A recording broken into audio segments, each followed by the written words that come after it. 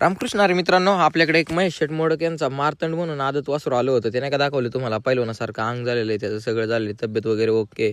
पण वासरू काय करतंय मित्रांनो बघा, म्हणलं जरा अंग जास्त आहे म्हणून व्यायाम द्यायला घ्यावं या लोडाला, फळीला हाणायला.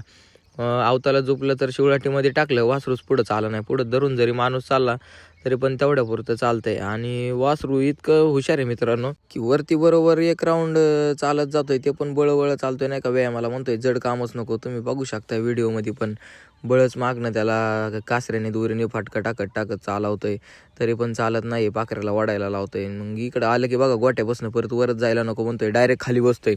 तर मित्रांनो मग ह्याला उपाय म्हणून काय केलं, मग जेवढी पोरं होती 7-8 पोरं सगळ्यांना छकडीमध्ये बसवलं. आणि पाटीलचे पण मालकन ते आले होते सगळी पोरं, मग त्यांना पण बसवलं. म्हणलं जरा ह्याला अवताला बसतोय तर छकडीला तरी चालवा. मग मोठी छकडी झोपली पाखऱ्यासोबत. आणि व्हिडिओमध्ये बघू शकताय तुम्ही पाखऱ्याच्या शिंगाला एक फाड्या गुंडाळलेला आहे. काय होतं, पाखऱ्याला पूर्णपणे ओढून धरला होता. आणि म्हणलं मारतंडला सगळी गाडी वाढायला लावायची. अख्खी ही 5-7 पोरं जी बसल्यात ना, जवळजवळ 300-350 किलो वजन होते. आणि ती तेवढं त्याला वाढायला लावायचं म्हणून पाखरीची शिंग मागं दडकत होती, म्हणून त्याला बांधायला लावलं होतं. रक्ताळ्यासारखे दडकून झाली होती. मग त्याला फाड्या बांधला आणि पूर्ण गाडी ह्याला वाढायला लावली. अशी ह्याला 2-4 चक्रा मारल्या.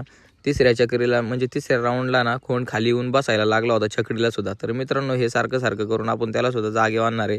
आयडियाला नक्कीच फॉलो करा. जय श्रीराम.